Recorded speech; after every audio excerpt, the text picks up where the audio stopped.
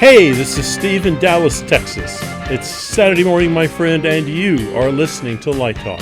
Coming to you direct from the Big Apple, this is Dennis, and you are listening to Light Talk.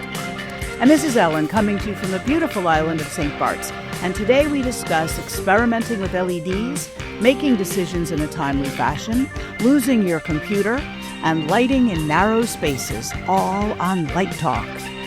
And this is David coming to you from the beautiful Belmont Shore neighborhood of Long Beach, California. And if you don't already know, you are listening to Light Talk, and we are the Lumen Brothers and Sister. That's right, Ellen. Well, welcome everyone to episode 434. And to my family, my Lumen family, you are now podcasting with a married man. Congratulations. Whoa, Snoop made you an honest man. Again. Dennis had several. I had one previous, and now I'm working on my second one. I don't have that much time left for more wives. I'll tell you that right now. I don't think Snoop's going to let you have any more wives. Keep it quiet. I'm kind of afraid of her. She's showing some new gusto now that she's married. But let me tell you something. Yesterday was a blast, man. We got our rafts. We were there with Lori's kids, tied the rafts together, floated out there, and Lori's son and daughter were giving us the nuptials, right, as they say. It was it was very nice. We were just all in our bathing suits, drinking buffalo milk, and we were ripped. I mean, I put half, those big bottles of vodka, the big ones. I'm talking about those big Kettle One bottles. We used half of one. Did people wonder what you were doing? No, they knew. And you know what's so cool? We were setting up the rafts, and the lifeguard was there. Her name was Devin, and she was probably like a 24-year-old young woman, and she was fat. She goes, "What are you guys doing?" And we told her. She goes, "Oh, this is so great. I'm telling all my friends." I said, "Oh, would you mind taking a picture of us?" She goes, "I can't. It's against the rules." "Why don't you ask these people over here? They'll take pictures." We said, okay, so there are the two people sunbathing, two young women, one woman with tattoos from head to toe, and was the nicest person in the world, absolutely. And they said, "Oh, we're so thrilled." So they took pictures of us when we were out there, and then they emailed it to us, so we got pictures. So I posted them on Facebook. If anybody wants to see it, just go to my page. We just had the greatest time. It was the best wedding ever. And, that's great. For a very casual wedding. So it was fun. So thank you very much. So we have a whole new thing going down here. But anyway, we do have some news today. And Ellen, you have a couple of items you want to talk about? Yeah, just a couple of small things. One is the music industry is mourning the death of Ozzie Osbourne today. A real pioneer of heavy metal. Who interestingly gave a farewell concert just a couple weeks ago on July 5th in Birmingham, England, with stunning lighting design by Patrick Woodruff and production management by Jake Berry. And apparently it was quite a phenomenal event. And people did say that his voice was, not what it used to be, but that it was a phenomenal performance, and what a way to go. Had he been sick or something? Yes, he apparently had been diagnosed with Parkinson's disease in 2019 or 2020. Horrible. And as someone said this morning, it's almost as if he knew it was time to do that farewell concert, because it really sort of became that for him and for Black Sabbath. Is that being broadcast, do you know? There are clips of it online. I don't know if the whole thing is I have a feeling they probably had it, that they have a film of it. Yeah, Patrick has been doing the Ozzie's concerts for years, I believe. So. Yeah, Patrick Woodruff. Couldn't they find anyone better? I mean, come on. Well, you were getting married, David. I was getting married. We couldn't do it. But, I must say, I saw the Black Sabbath's very first tour. And that was, I believe, in the early 70s. And everyone was crazy about this band. Now, I didn't like a band if there was no keyboard player in it. I don't say, okay, they're not real musicians. But when I heard Sabbath and Zeppelin, by the way, at the same time, I knew that these guys were really good. And Ozzie was always a fantastic performer. So I have no doubt. And I've seen some video clips of him, recently in the past 10 years. And yes, he is a great performer, still is a great performer. So, Absolutely. yeah. And apparently he was a very nice guy, too. So I just wish his family the most comfort, in this Yes. hard time, difficult time. And boy, Parkinson's could be tough. That's Yeah. a tough disease. So anyway, so Steve, have you ever seen Black Sabbath? Yes, probably the same time you did. It was early 70s, and Argent Oh my was God! the opening band for them. Yeah. I also saw them at about earlier, late 60s, with Black Oak, Arkansas, which was a very odd pairing. And I thought I was going to be deaf the rest of my life. But The problem, even in those days, was ticket price. To see Black Sabbath and Argent, I was out $4. $4, Yeah. absolutely. Yeah. $4. That's tough. now you'd be out 400. Yeah. Well, fortunately, I still had $1 left over, so I could stop at McDonald's and get a burger, fries, and a soda. The burgers were 10 cents, right? Yeah, they're about 10, 15, 20 cents, yeah. Fries. You get a whole, you guys remember Royal Castle or White Castle? White Castle, I remember that. It was the Yeah. same thing, Royal Castle, White Castle, they pretty much, and you get like 6 burgers for like, I don't know, $1.19 or something. It was just totally nuts. But, It was before they called them sliders. Okay, we're sounding like a bunch of old boomers here, so let's get off this But thing. those Right, were exactly. in my area. It was called Crystal. Crystal, In Texas, same thing. In Texas, there's still White In Castle. Texas, you Right. still have crystal, but it means something totally different. But that's saying. And what is that it? Do you have more news? Don't you, Ellen? I have more news. There All was right. quite a thing happened this week. I don't know if you all know about Tomorrowland. It's a massive electronic dance music festival in Europe, and they had a huge fire just a few days before they were scheduled to open last Friday, and their entire main stage burned. They think it started from sparks from a pyro rehearsal. And months and months and months of work on the main stage went up in flames. And, they sell hundreds of thousands of tickets. I don't know, many, many, many, many tickets to this event. And the industry sort of, shouldered together and saved the day. Company Stageco, which works with them, knew that Metallica had some very large towers stored in a warehouse very nearby the Tomorrowland site, and made a few phone calls. And Metallica lent their towers to Tomorrowland, which became the basis for the new main stage, which they redesigned and was up and running by the day of opening. So it was quite an event. We sort of sorry for them that it all happened, but it was really great that it all came together. Kudos to all of those people who made it happen. Yeah, that's always dangerous, and again, there are a lot of investigation talk happening now. No, I hadn't heard that, but I stand corrected. 38,000 people. Wow, that's a lot.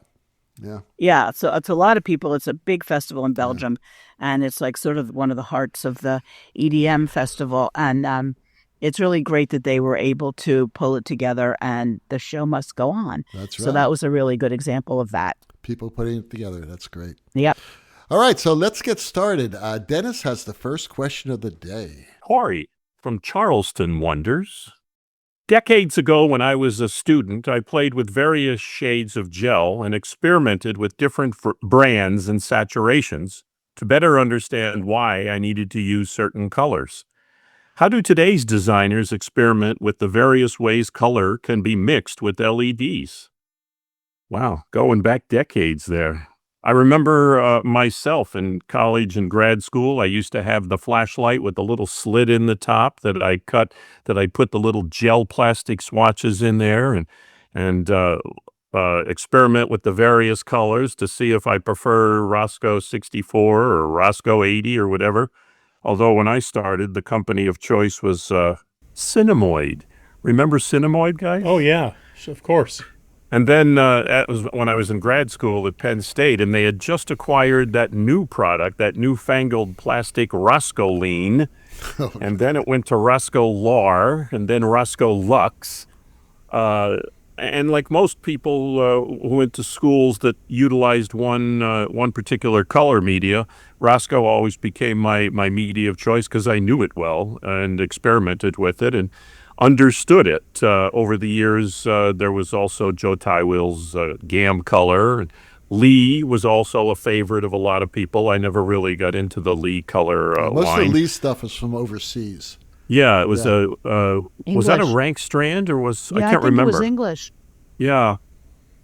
But I think just about everybody experimented using the gel itself and actually in light labs playing with it.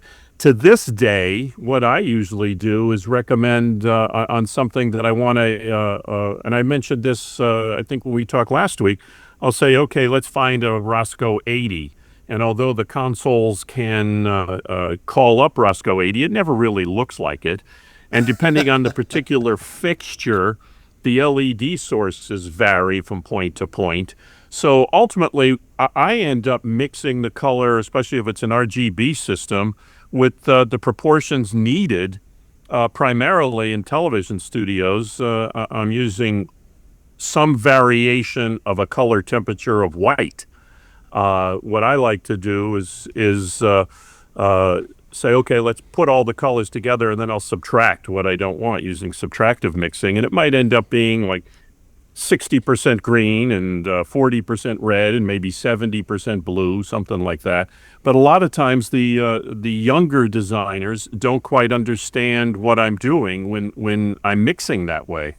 And I wonder, with the LEDs, you can certainly use your color picker, or you can use the color wheel, or you can use the various media numbers that they give you. But what I'm not sure of, because it's been so long since I was trained, maybe David or Steve, you can address this. How are students actually taught currently, if they're not holding a piece of plastic in their hand, to understand what the color does when light transmits through it? It's a very different ball game with LED sources mixing the color for you. Well, it's the difference between subtractive and additive color mixing in a light. And back in the day when we were all growing up, it was all subtractive. I mean, if you put an R80 in front of a light, it's absorbing all those color waves that are anything but the colors that make up that blue color, and absorbs them, and of course turns to heat, and of course it melts the gel. That's the big problems with gel, right? In additive, you're just adding wavelengths of color, which means you get much more output, and nothing, and that's why the light stays so damn cool. So, it's a big difference, and I must say that when teaching nowadays, like 90% of the color that I would talk about would be additive mixing, and because you have to talk about additive even if you just had gels, because you also mix color in the air. You have one light that's with an R80 in it, one light that's with a R32 in it, and you bring them both on at the same spot, and it's going to mix to somewhat of a lavender, because you're adding wavelengths of color. So you had to teach additive as well. But now the source is additive, and I think that's really interesting. And it took a while to adjust, but only because we were starting to use LED fixtures. So now I would say very little is probably taught about subtractive color mixing. But I may be wrong. I don't know, Steve, you're still teaching. I mean, do you teach subtractive mixing? I think the thing is to understand how color works, whether it's subtractive, additive, or an LED. I was just sitting here thinking, I haven't tried it. I don't know why it wouldn't work. I was kind of wondering what would happen if I take my LED, turn it white, and put a diachroic filter in front of it. Just take a look at that and see what it does. I think I know what it would do, but you never know. I think experimentation is the way to go with this. I'm doing a show right now, and I'm suffering because there are no conventional fixtures in the rig that are LED based. So I'm having to use the movers to kind of carry the weight of the show. And after you do use LEDs for a while, you do kind of get spoiled in how you make color adjustments in very, very minor ways. But those of us who understand subtractive and additive mixing and at one time had in our hands physical evidence of a color that we could make a choice from, We have an understanding of color that's based on previous knowledge and experience.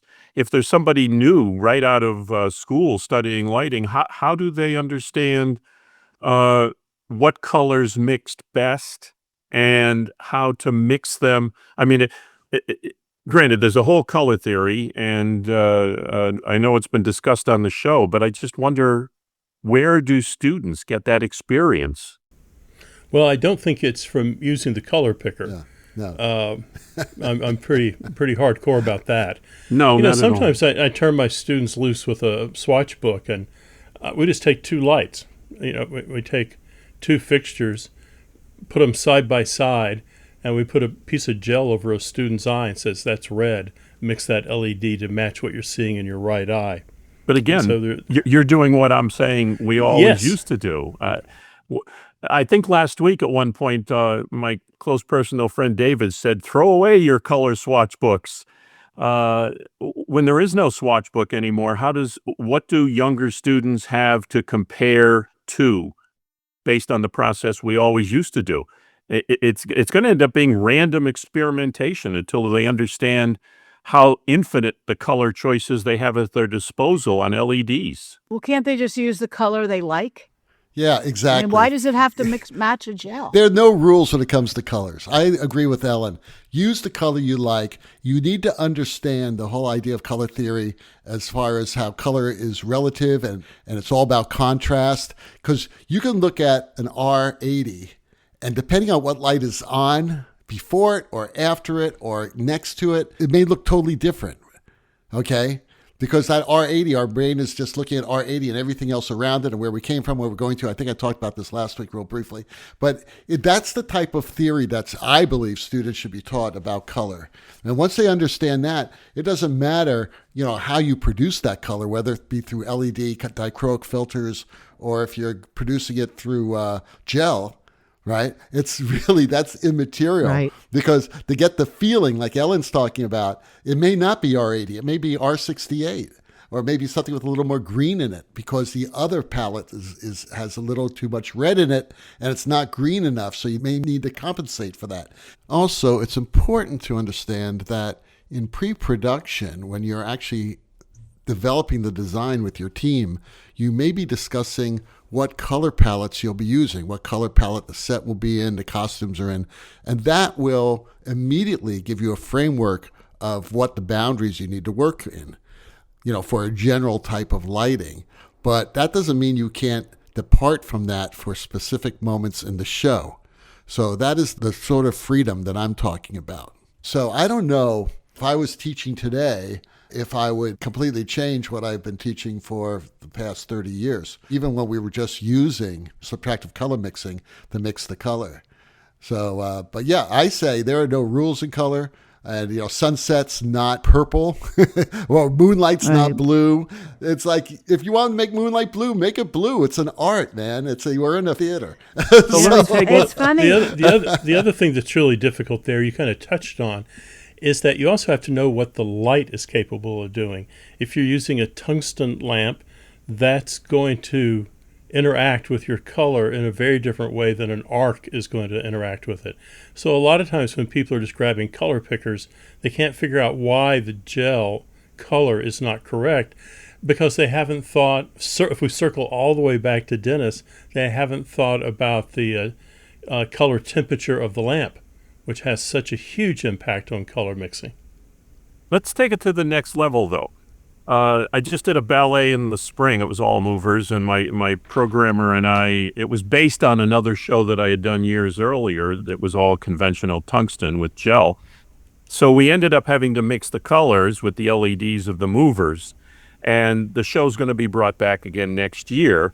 So once we chose the color palette, and let's say I'm just throwing out names. So one light was a surprise pink, another was a special lavender. The colors that get chosen, which may or may not have been close to those colors, are now a totally unique color. And as David said, pick the color you like. So, okay, you've chosen a color palette for your show that might have, let's say, 30 different color choices between side lights, backlights, set lights, accents. How do you name those lights? How do you name those colors? I mean, the programmers that I usually work with, they say, Dennis is purple, Dennis is yellow, Dennis is green, Dennis is this. So if the show comes back, that's the color that's been programmed and is reused again. That can be challenging when you're coming back on the show with different lighting fixtures. So yes, I think you understand what I do, because this happens to me all the time. I mean, I do a show and then it gets moved to a theater with totally different fixtures, right? So I have to match that color. So thank God my iPhone, which I got like an iPhone 16, my super great camera, can be, if you know how to use it, very accurate with color. And what I do is I shine it on a white surface from the original show, and I take a sample of that color. I take a photo of that color so that if that show does come back, and when it does come back into a different theater, I can actually match that color. But a lot of times, I'm really not that exacting when it comes to remounting a show. I can look at photos, and I can, well, that wall has that great icy feel to it. Did I like it? Let's try it. And if you don't like it, you change it. The show's evolving. So I think the color is going to shift a bit. Again, it all depends on what the costumes are. Are the costumes the same? Did you get a really nice color on that Sopranos costume during this aria? And the costume's the same? I'm going to use that same color. I will match that same color, and I will work on it because it looks so fabulous. So yeah, there's a lot of things that happen when you're dealing with color. I wonder what Justin Townsend would have to say. It's my understanding, and just jump in there if I'm wrong about this, but it's my understanding that when he transferred Moulin Rouge to Australia, I think, Australia did not allow any tungsten fixtures to be used. So he had to go back and do it with all LED fixtures. And I was looking at his light plot a couple days ago, courtesy of the LDI archives, and he used very few LEDs in that show. There was a lot of conventionals in the show, park hands, some movers, but it was not but because of just the period, it was not a heavy LED show. So I wonder if he would say it's simply different, or the stuff I did in New York I liked a lot better, or the stuff I did in Australia, as you say, David, I decided to branch in a different direction, and I'm just as happy with what it is now. The person we need to call in is Clifton Taylor right about now. Yeah. Call a friend. Okay. Paul from Atlanta asks, I would like to create an effect that looks like light coming through a slit in the wall of the set, but there is no distance behind the wall for large fixtures. What is my best solution? I'd also like to have different colors for different times of day. Well, I have a question. Can you hang the lights from overhead and bounce them on a mirror through the slit? You're close. Let's say there's not a lot of depth behind this wall. And You're trying to get an appearance that you've got this slit in the wall, a vertical slit, I assume, and you get a sea light back there. Well, you treat that wall, you put behind it, you put a white fabric or a white wall. You take a bunch of strip lights, like LED strip lights, and you come straight down, and you're using it as a reflection, using that as a surface reflection, and then you're going to see this really bright crack. I don't think that's what he really means. I think he really wants to see the light coming in through the slit. Yep. This is how you do it. You hang a fixture just downstage that wall. I mean, literally right downstage that wall. Yep. And then you just do a shutter cut about, an inch wide, and it fans out toward the bottom, and you cheat it that way. That's how you do it. Okay. It's like 1776. People always use that set with the giant windows, and they'd leave about a foot behind the windows to put the light. You can't light through it. So you fake your way through it. That's right, and that's how you do it. Ken Billington taught me when I first assisted him. I saw him do tricks like this all the time, and I would say, "But Ken, the light's not behind the wall; it's like above it." And aren't people going to notice that's above? He goes, "Are you kidding me?" He says, "Nobody looks at that." You do what you do to create the illusion. I mean, it's like magic. Magic, you guys have seen magicians up before. All that's illusion. And we as lighting designers are creating illusion like 90% of the time. So, it's great if you had like 10 feet, you could put like a big light back there and come right through that slit. Right.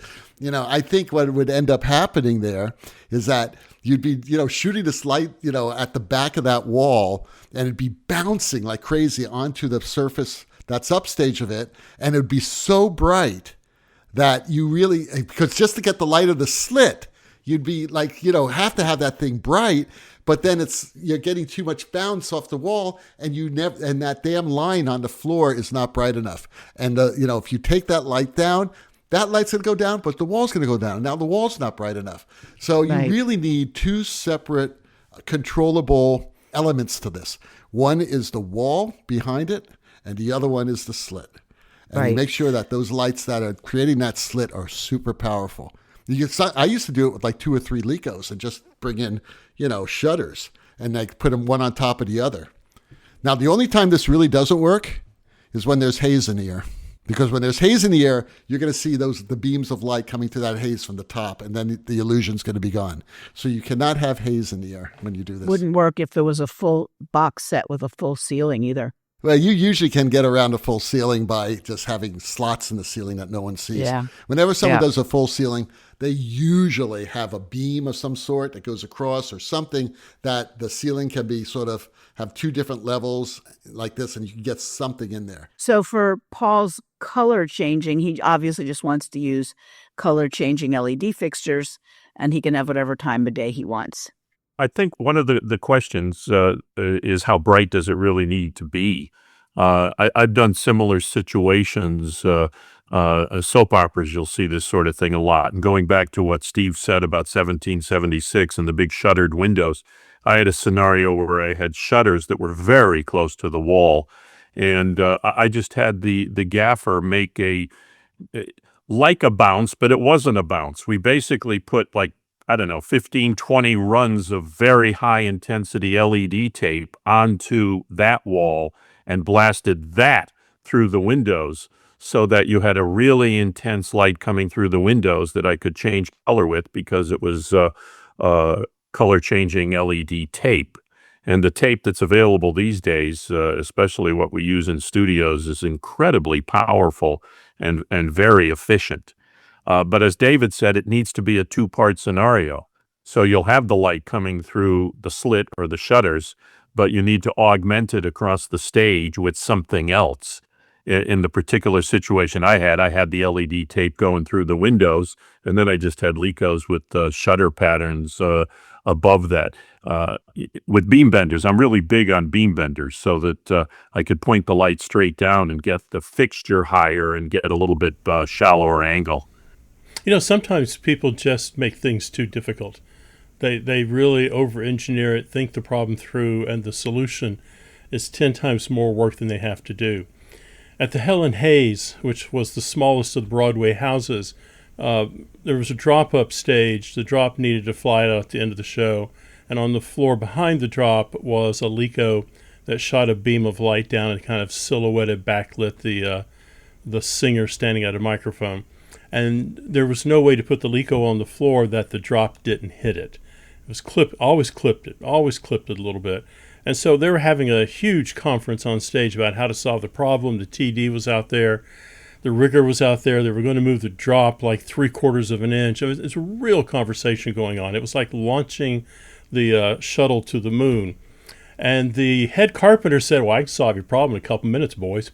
And everybody said, "Well, let's see you do it."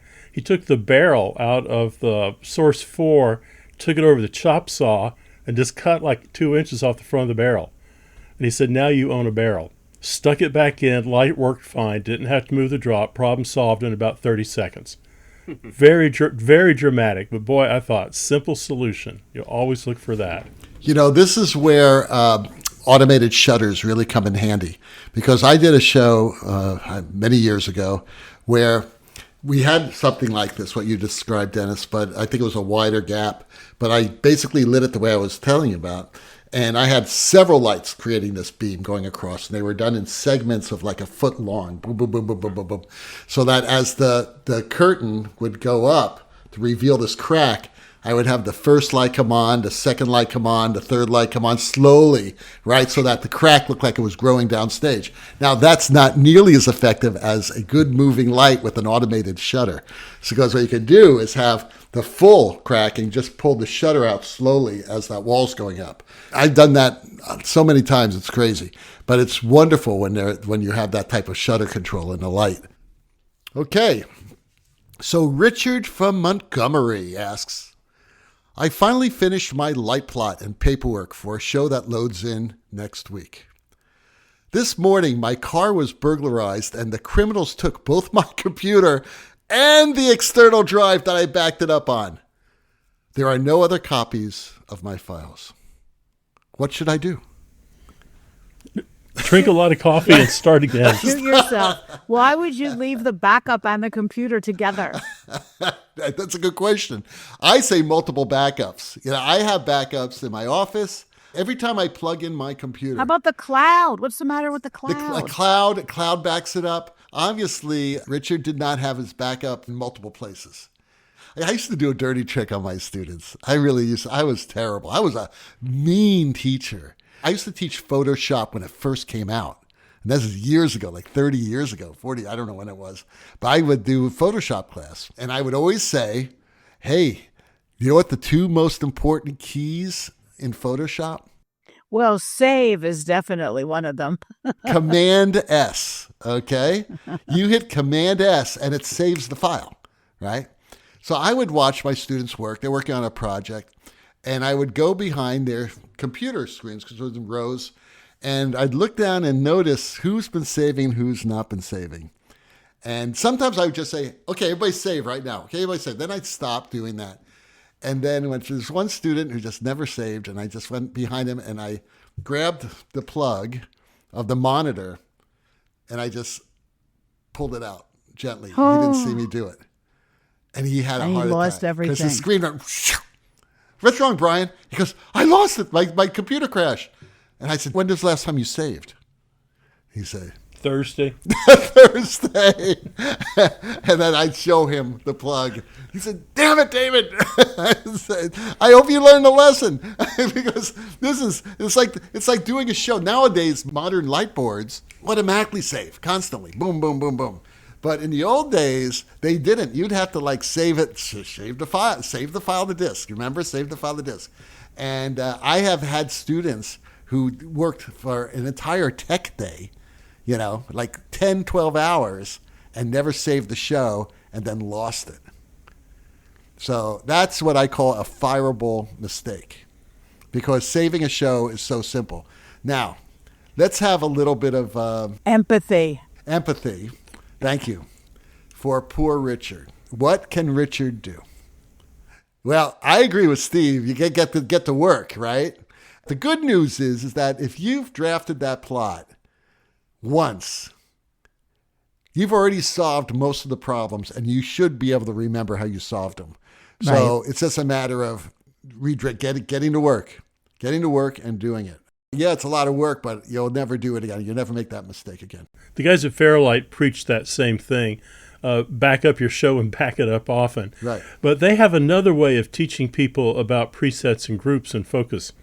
They'll let the student work for 14 weeks on putting together a show in the studio, and they'll come in day of the show and pick up the microphone and move it 6 feet to the left and say, that's where Lady Gaga wants to sing tonight. And they're all like, bat, bat, bat. And they went, we told you about how easy it is to update if you use groups and presets as opposed to dragging a light around. We just think things like that will never happen to us. It's like, it'll never happen to me. I'll never have that problem. I have two backups in my computer bag and a backup at home and a backup on my desk right here. My hardest thing is to remember to make sure every backup is backed up so I don't get a bogus file. Right. But, the backup to the cloud is automatic in Apple. I mean, once you set up that cloud account, and you could just tell your computer, I want this backed up every 10 minutes, and it will do it. It will back up all the files on your machine every 10 minutes into the cloud. So, apparently he wasn't plugged into the cloud. So, I don't know, Dennis, do you have any wise words of wisdom here from the broadcast industry? Has this ever happened to Yeah, you? yeah. Has this ever happened to you? It only takes once. Right. That's right. You only do this once. So don't feel bad, Richard. When I was in college, a similar thing happened back when we all did it with hand drafting. And basically the plot, I dropped into water going to the theater, and the whole thing ran like hell and was pretty useless.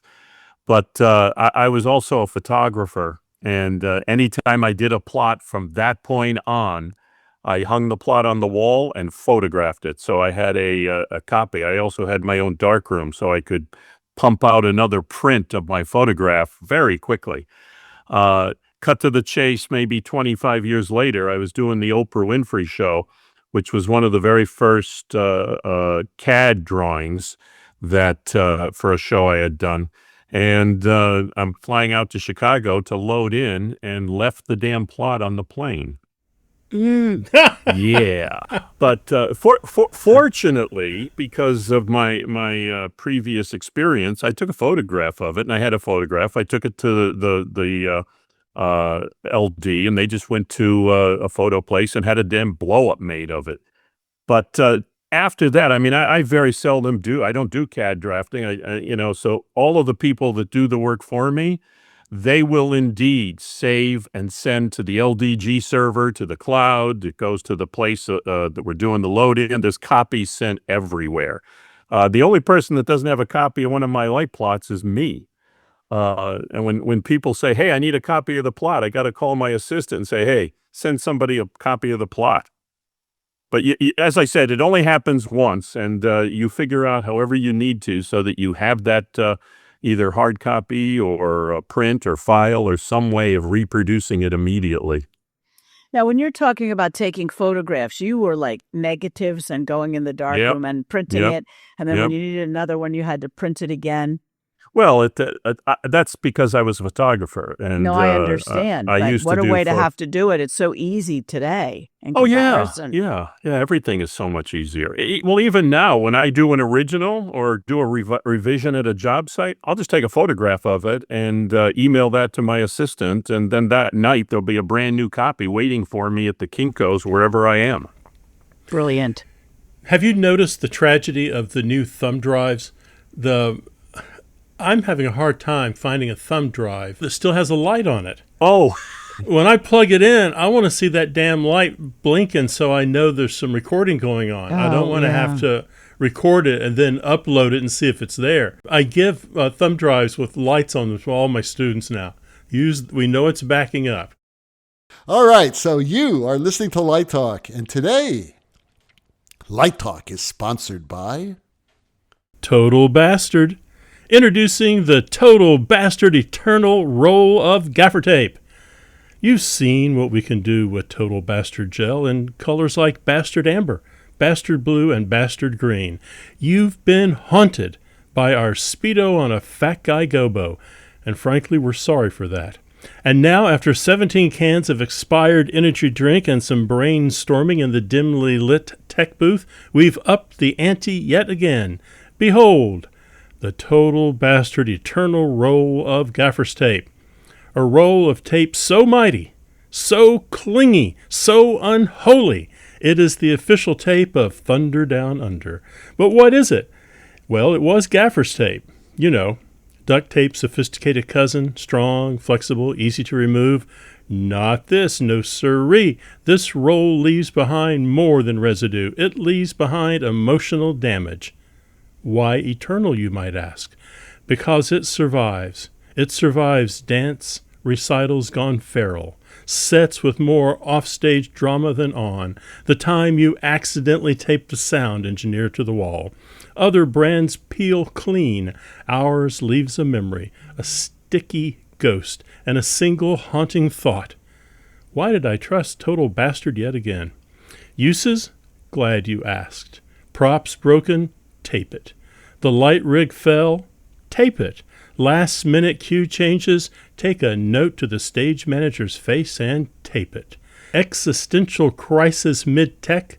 Tape yourself together. Total Bastard just doesn't make Gaffer's tape. We make commitments. Our promise. Adhesion so strong, you'll swear it has abandonment issues. Durability so intense, OSHA stopped replying to our emails. Remember, regular Gaffer's tape is for cautious professionals. Total Bastard Eternal tape is for visionaries who say, hold my beer. How do you know it's a real Total Bastard product? Easy. Just look for our logo, a caveman holding a roll of gel. Why? Because fire was too easy. And now, back to Light Talk. Yes, it's Warren in Baton Rouge, and by his question, it seems like he's a good, close personal friend of Tori. He says, my generation is now using movers and LED ERS fixtures. Why does my teacher keep harping on pre-production decision-making? I want to go into the space and make discoveries with the actors and then dial in the correct color and textures. Well, that's ambitious. I think the reason your teacher is harping on you is that he or she wants you to think about what you're doing before you get into the space and do some experimenting, some kind of pre-production work. It's hard just to walk into a space at a tech and decide you're going to sit down and say, well, what's the first cue, guys? And then, looking at it in a most illogical way, the director says, oh, how many different blues can you make with that light? And you say 200. And the director says, let's look at all 200 blue lights you can make. That is discovery, and there is room for that somewhere, but probably not to the level you're talking about. I think it'd be nice if you narrowed it down to some fields you were working with, some focuses you're doing. Do you really want to make every decision? Kind of consider what's happening around you. Even if people love you, after a while, actors get tired of just standing on stage waiting for a decision to be made. So I think it's kind of hard. David, I know you like to work organically, but this is, I think, way outside the kind of normal organic way of working, perhaps. Yeah, totally. And I mean, there's a certain amount of pre-production decision making you have to make, or else, because you got to have the lights where you have to have your instruments up there in the right places so that you can actually create an organic show. But yeah, that's all the fun of lighting design, is when that muse is happening and you're collaborating with your team, and and everything is coming together and you're discovering new things. Certain effects you may have talked about previously and they may stay, or the effect, like we talked about last week, is not working. You had good intentions and it seemed to work in theory, but for some reason you couldn't get it going, so you have to come up with something else. Dennis, is there much of kind of free to be me, free to be you on a television shoot? Not at all. No, not when the producer's there. That's for damn sure. Oh, yeah. Well, there's so much writing on these things and so much on the line. Everything has to be really thought out before you go in, which doesn't necessarily mean seat-of-the-pants lighting doesn't always happen or happens sometimes. But you need to be ready for at least 5 or 6 different scenarios, because as David just said, the executive producer, they'll look at something on camera and say, that's not what I wanted. Let's do this instead. And it might be a 180-degree turnaround. And so any sort of design that you do needs to accommodate as much versatility as you can put into it. But there's not, you have to know everything inside and out that's at your disposal in the light plot and in the design and what it can do before there's no going in and playing, as it were. Are you still wasting my time talking to these idiots? I told you, take out the trash and get back into bed! Oh, God damn. Oh, my God! I'm in trouble! You see what happens when you get married? You see what happens? I gotta go. I gotta go. I gotta go. Bed. Wow. I gotta go, man. Let's end this thing. Okay. Oh my God! The rocking sounds of the luminoids. So please, Snoop. The rocking sounds of the luminoids means that once again you've been listening to our damn show, Light Talk. You can hear our show once a week. Oh, forget about all that stuff. No guarantee is offered regarding the accuracy of any statements or opinions made on this podcast. However, now. Oh my God. God almighty, Snoot, all that connubial bliss has gone to your whatever part of your body it's gone to. Oh my God. Light Talk is written and produced by the Lumen Brothers and Sister. Coming to you from Long Beach, the Lone Star State, and the Big Apple. And St. Bart's. And be sure to join us next week when we talk about lighting shenanigans and serve you more of our casserole of nonsense. Light Talk, broadcasting questionable Lumen knowledge and humor around the world. So we'll see you all next Saturday morning. Bye-bye from Light Talk. Bye-bye. Bye. Bye, Snoop!